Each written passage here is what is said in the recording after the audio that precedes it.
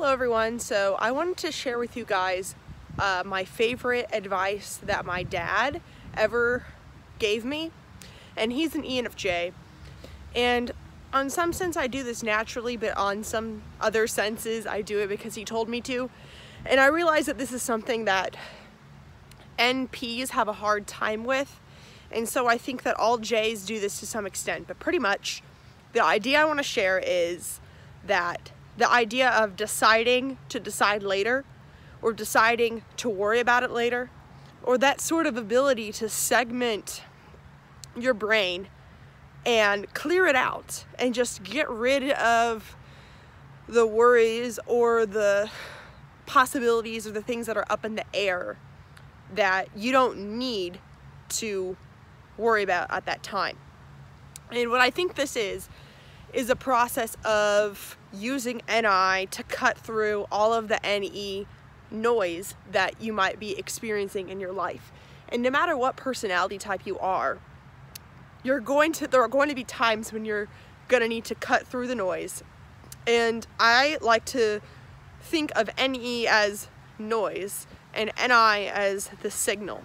Now, I'm not saying that NI is better than NE. That's just like one way of looking at it, because NE is it's all of that noise, and NI is about choosing what signal you're going to listen to through the noise. And so pretty much an example of deciding to decide later is, or deciding to worry later, is like if you are on your way to work and you notice, or you're on your way to work, or you're going to be late for work, and then you realize that, oh crap, I have a speeding ticket, or not a speeding ticket, I have a parking ticket on my car. Like that's the worst, but you have to get to work. And so that sort of NJ ability of deciding to worry later would be like, well, I'm not going to worry about this speeding ticket. I keep saying speeding. I'm not going to worry about this parking ticket until after I'm off work. I have other things to worry about. It's almost like deciding to just not focus on it, or just to not worry about it right now. And whenever you have a lot of things on your plate,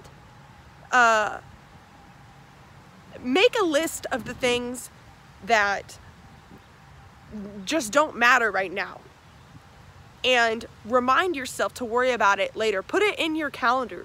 Say, like, for example, like, maybe you have something nagging at the back of your mind, like, oh man, I gotta register to vote. Oh man, I gotta register to vote. Or, oh gosh, I have to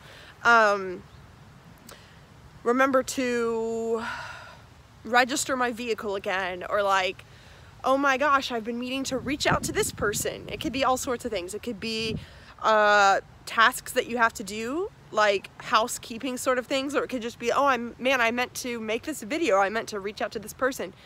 If you have a lot on your plate, literally go in your calendar or make a list, or go in your calendar, be like, I'm going to worry about this next week because I can't worry about it this week. Making that decision will free your mind up to do what you have to do this week so much better.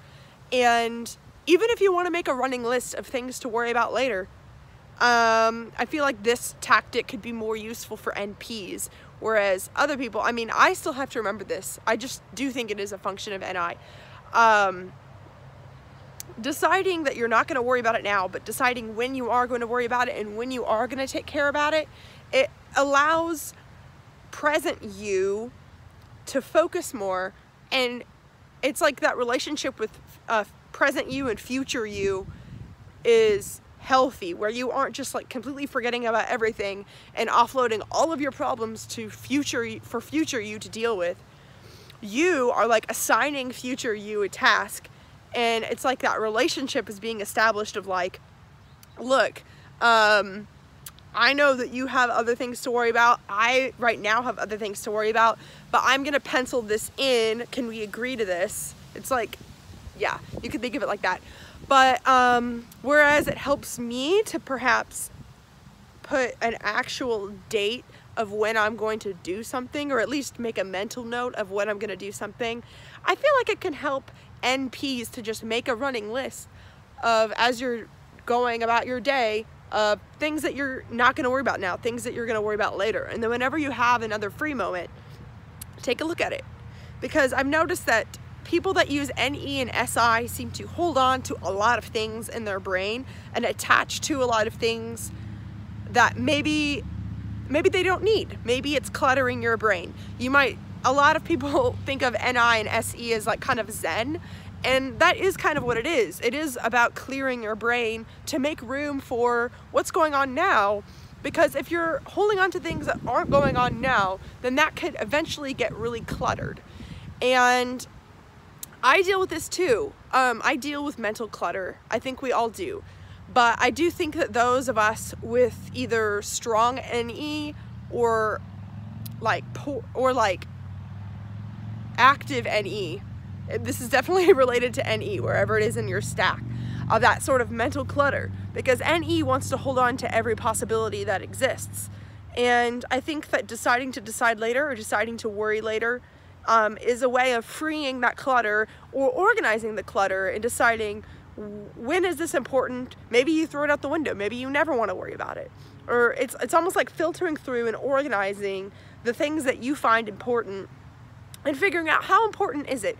Is this important enough to be taking up this much of my time right now? And I think that a lot of us go on autopilot and we end up spending most of our days worrying about things that don't actually matter and aren't actually going to impact you in that day. Like, many of us spend months like thinking only about probably one thing that you could have just done.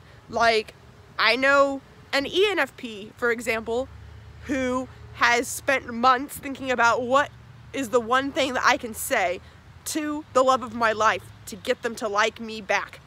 And I know that sounds really trivial, and I'm not trying to like bash NFPs, because like we've all been there. We've all been there where we've had like one thing just like taking up a lot of space in your brain that you aren't necessarily working through, or you aren't necessarily coming up with a solution for.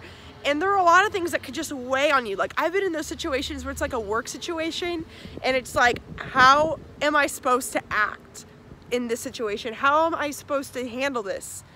I don't know. Or like, maybe, you know, maybe you are a caregiver for a grandparent or your parents and it's causing a lot of stress, and you're just like, how am I supposed to deal with this stress? That's like the thing. And maybe it's constant. Maybe you have constant stress in your life. Maybe you could decide to worry about later when, for example, if you go to work or if you go to school, you decide to not worry about your home stuff there.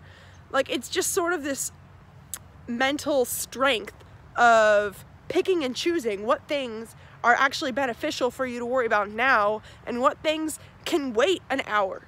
And I think that the thing is that these things that are weighing on your mind, they matter to you, or else they would not be weighing so strongly on your mind. And so I think you need to make a commitment to those things. Be like, hey thoughts, I see you, I hear you, I know that you're important, and I want to make time for you because I think you're that important. And so I'm going to decide to not worry about you now, not think about you now, because I have other things to think about, and I want to give this the right amount of attention later. So I don't know if that makes sense. I would love to hear some of your examples of times that you have done this. Do you do this a lot? Do you not do this a lot? What personality type are you? Join my Facebook group, Personality Typology for Self-Growth. And if you'd like to work with me one-on-one for me to sort of apply concepts like this, similar ones, to your cognitive functions and help you live your life with applying these principles, reach out to me. So thank you for watching this video and have a wonderful day.